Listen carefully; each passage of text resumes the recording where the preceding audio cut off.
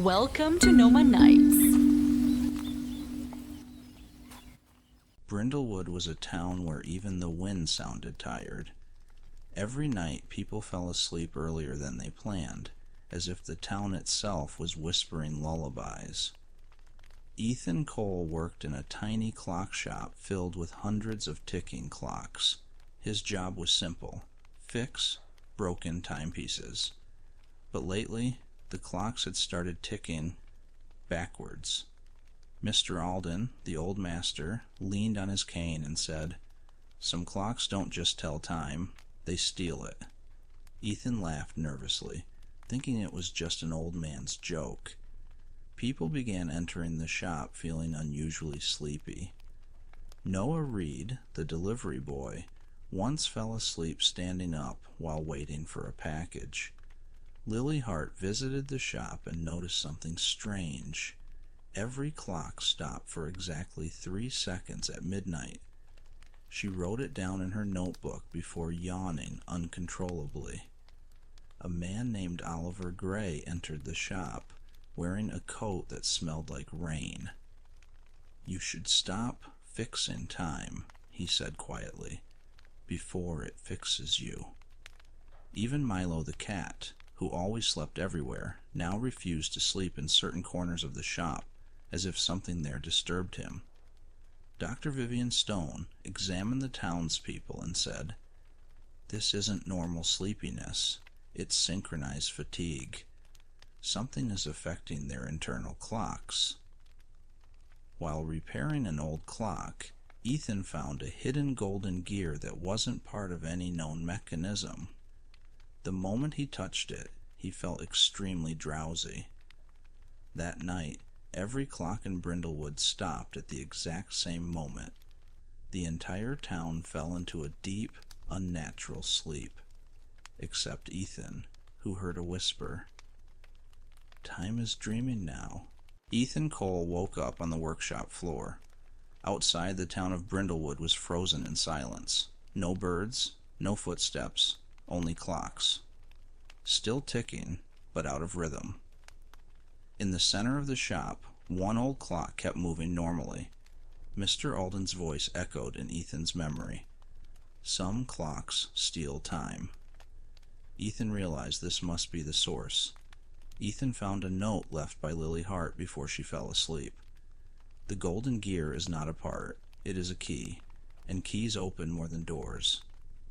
Noah Reed appeared outside, walking slowly with closed eyes, still carrying his delivery bag.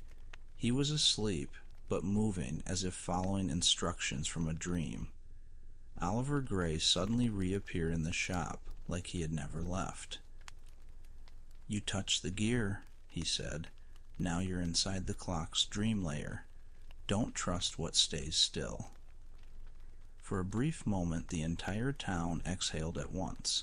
Curtains moved, doors creaked, but everyone was still asleep, as if the town itself was dreaming. Dr. Vivian Stone, now partially awake, contacted Ethan through a broken radio. The golden gear might be syncing human sleep cycles into one shared dream system. If it completes, no one wakes up alone again. Milo the cat suddenly appeared inside the shop, jumping onto the counter. He pawed at a loose floorboard repeatedly, as if pointing to something hidden.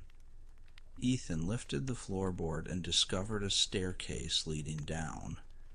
Beneath the shop was a massive underground room filled with one gigantic rotating clock made of glowing gears. As Ethan stepped closer, the golden gear in his pocket began to float toward the giant clock.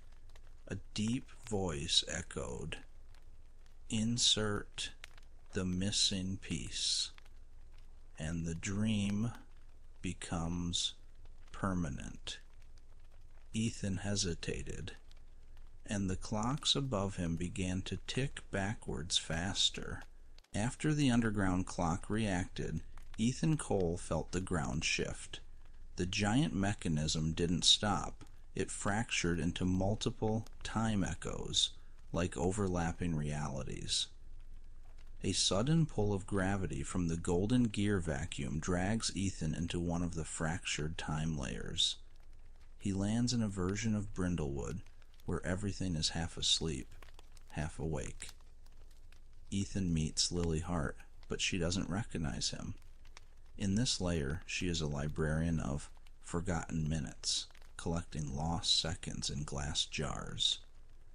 Noah Reed appears again, but he is stuck repeating the same delivery route, looping every 7 minutes like a broken record, still half asleep but aware. Oliver Gray now appears in multiple versions of himself, each one representing a different outcome of the broken clock system. One helps Ethan, one warns him, one tries to stop him. Dr. Vivian Stone manages to reach Ethan through a distorted signal. You are not in reality anymore. You're inside a temporal error field created by the golden gear. Milo the cat appears again, but now he can walk between time layers freely, as if sleep and reality mean nothing to him.